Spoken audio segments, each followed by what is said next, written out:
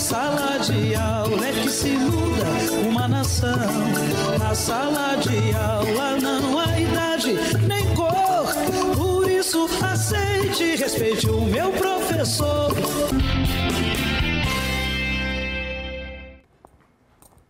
Olá, muito boa tarde. Calma, você não está no programa errado. Esse é sim o seu programa TV Sintese. O meu nome é Aline Braga e eu estou aqui para substituir a Luana Capistrano, que está nas suas merecidas férias. Bom, agora que a gente já está devidamente apresentado, vamos saber o que vai acontecer no programa de hoje? Vamos lá, solta a corujinha.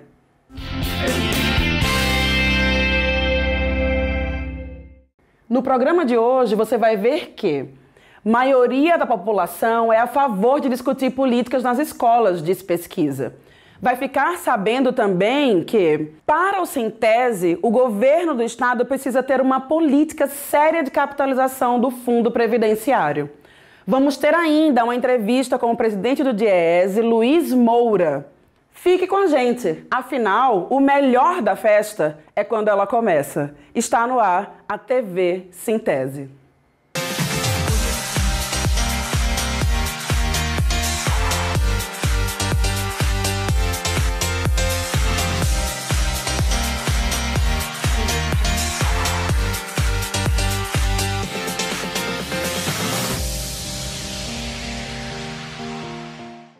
Muito bem, já estamos de volta e agora com o nosso jornal TV Sintese Notícias. Maioria da população é a favor de discutir política nas escolas, diz pesquisa.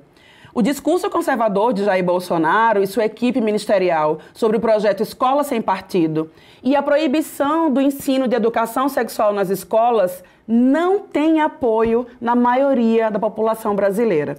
A pesquisa do Instituto Datafolha, divulgada na última segunda-feira, dia 7, pelo jornal Folha de São Paulo, mostra que 71% dos entrevistados concordam que haja discussão de assuntos políticos em sala de aula.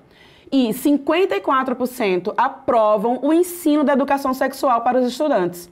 A pesquisa da Datafolha foi realizada em 18 e 19 de dezembro de 2018, no ano passado, com 2.077 entrevistados em 130 municípios de todo o país. O nível de confiança da pesquisa é de 95% e a margem de erro apenas de 2 pontos percentuais. Para o Sintese, o governo do estado precisa ter uma política séria de capitalização do fundo previdenciário. O sindicato tem feito o debate desde 2015 e compreende que não basta somente utilizar esses recursos. É fundamental que o Estado continue fazendo os aportes no Finanprev. Caso isso não seja feito, o rombo continuará. O Jornal TV Sintese Notícias vai ficando por aqui. Fiquem agora com uma entrevista super interessante com Luiz Moura, diretor do DIEESE. Até já!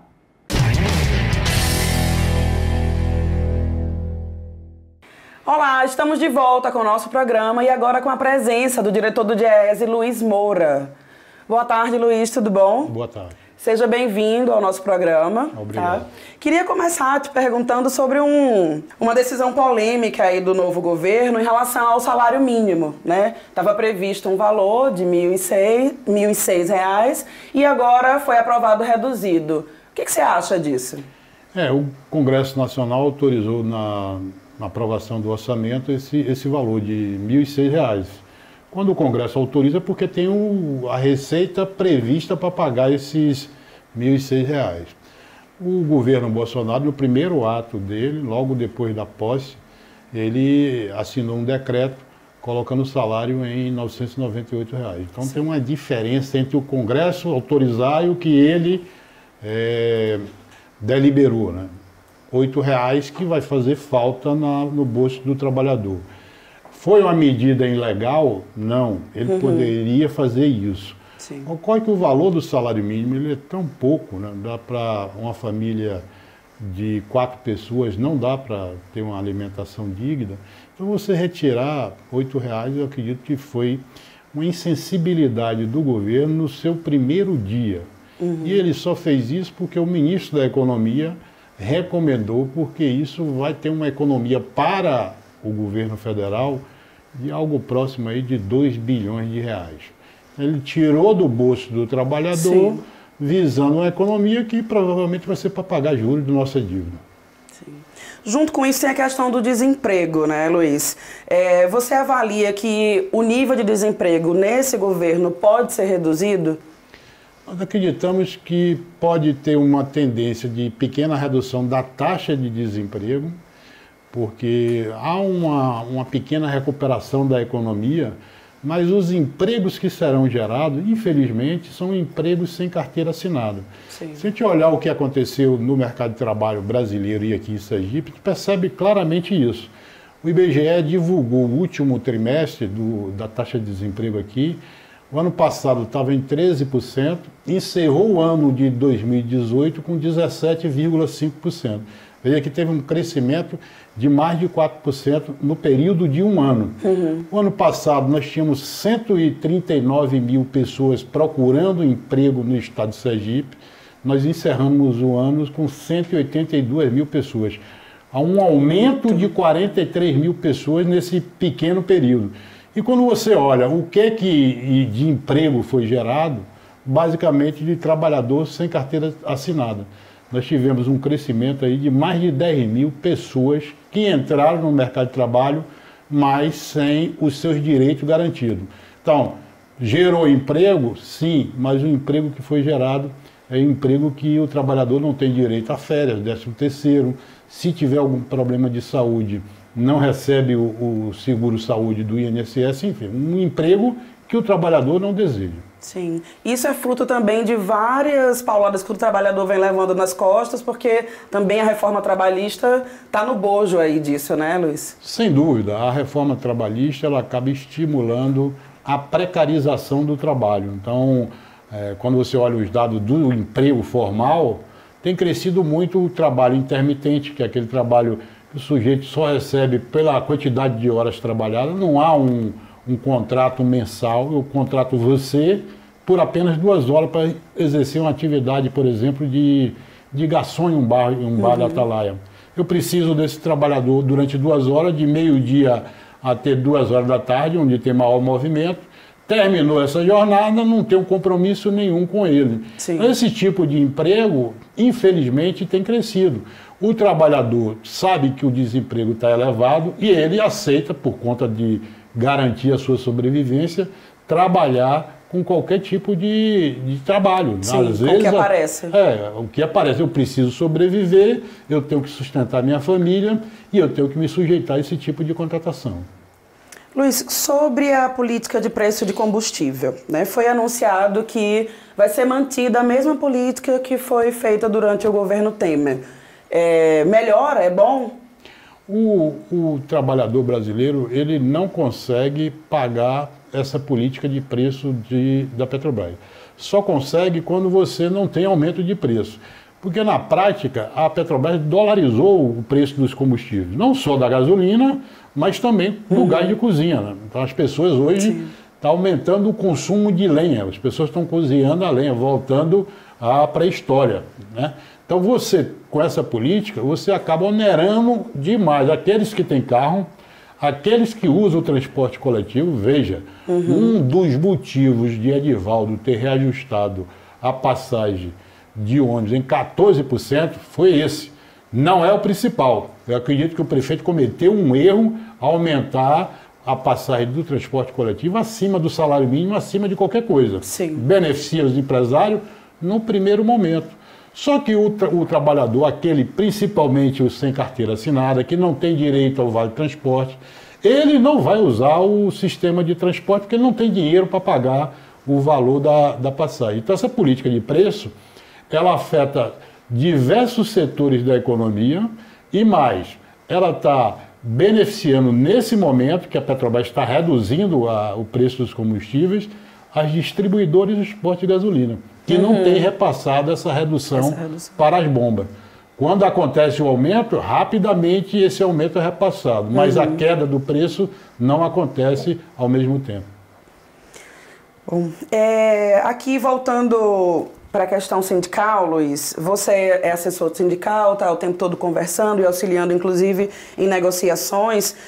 O que você acha das negociações com o governo federal dos sindicatos e as centrais? Muito difícil durante o período Temer essa negociação. Foi feito um acordo lá atrás do governo Dilma e o governo Temer está adiando o cumprimento desse acordo. Veja que o acordo foi feito na época de Dilma, né? Dizendo que os reajustes iam ser divididos em 4 anos. O governo Temer não cumpriu, editou uma medida provisória adiando isso. O Supremo derrubou essa medida e espero que continue assim. Então veio um governo que não tinha a legitimidade, que era o governo Temer, a legitimidade do voto, fez isso.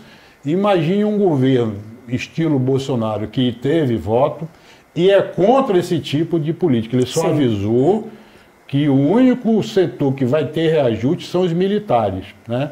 Ele tem essa visão militar, ele é um ex-militar e disse que militar não vai estar na reforma da Previdência e militar vai ter que ter algum tipo de reajuste, que na cabeça dele só os militares tiveram perda, o que não é verdade. Os servidores também do governo do Executivo Federal tiveram perda.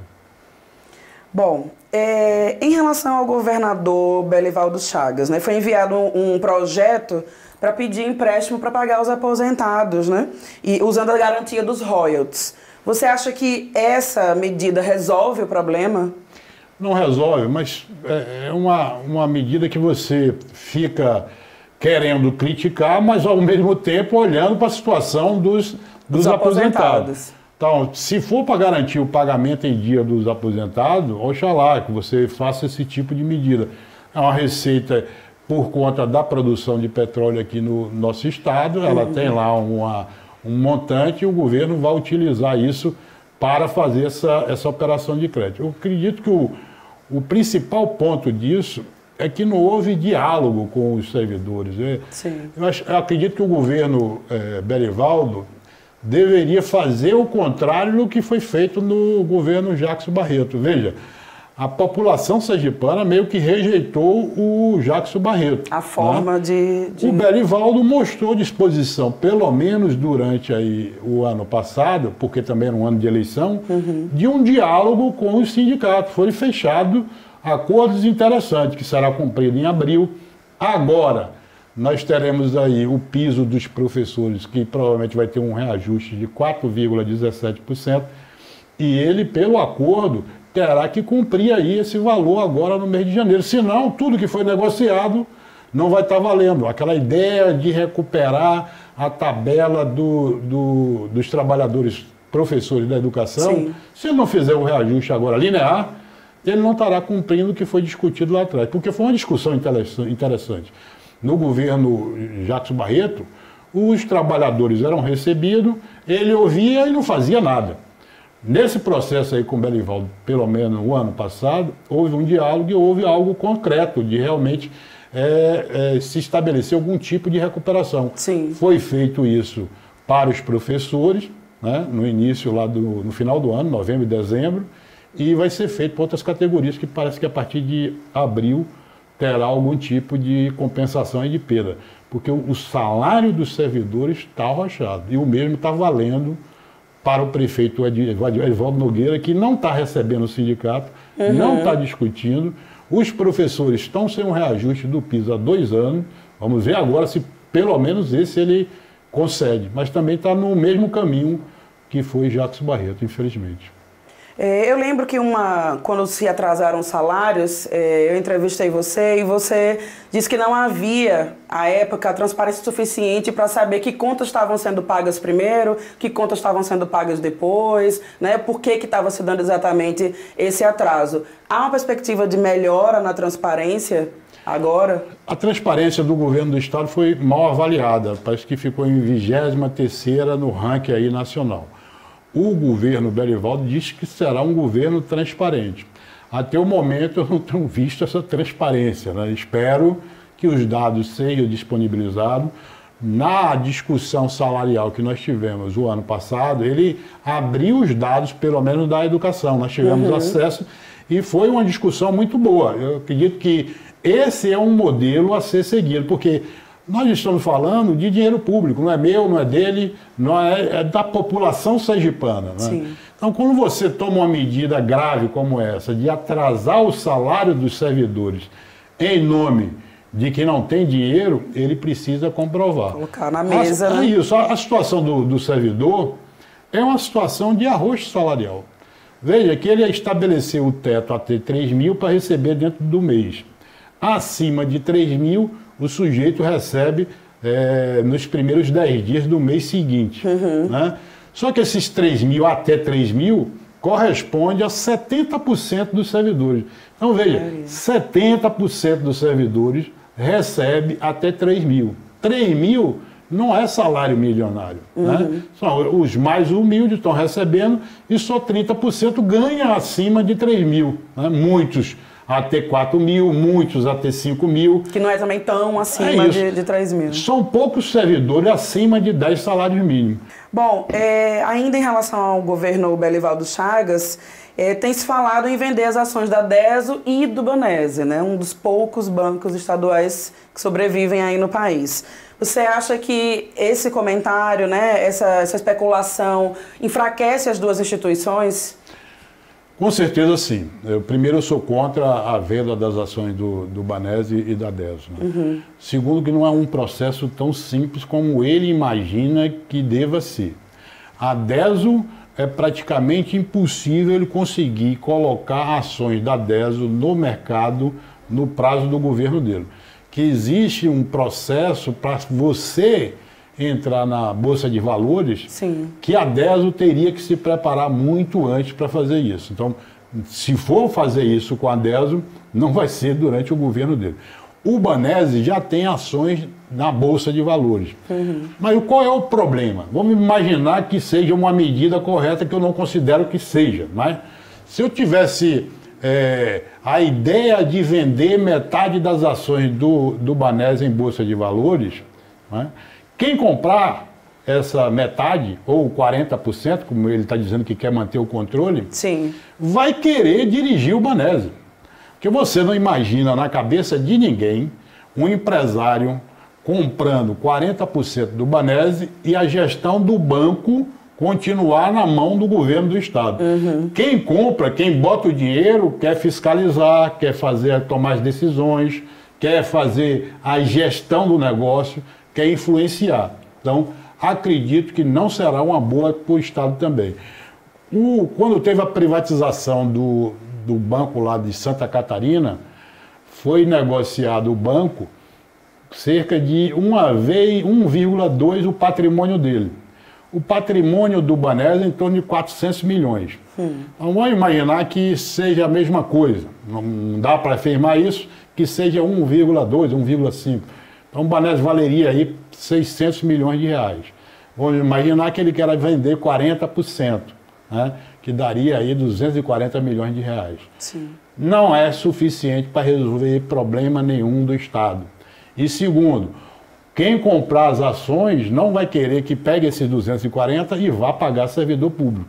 Vai querer que o banco seja reinvestido no próprio banco, porque o sujeito que comprou quer ganhar dinheiro. Né? Então a lógica privada é ruim para o Banese e para a DESO. E mais, quando a gente olha os últimos 10 anos aí do Banese, o que o Banese jogou através do lucro dele para o Estado beira aí uns 500 milhões de reais, que é praticamente o que estão querendo disponibilizar. Então é um tiro no pé. Eu recomendo ao governador que ele estude melhor isso, né? Porque às vezes um secretário, um assessor buzina uma coisa no ouvido do governador, ele não tem muito pé da situação, acha que pode fazer e não é tão simples assim. Estude, converse com os sindicatos bancários, converse com o Sindisan, né? As pessoas têm gente capacitada dentro dessas instituições para fazer um bom diálogo com ele e talvez ele afastar essa ideia de querer vender DESO e Banese.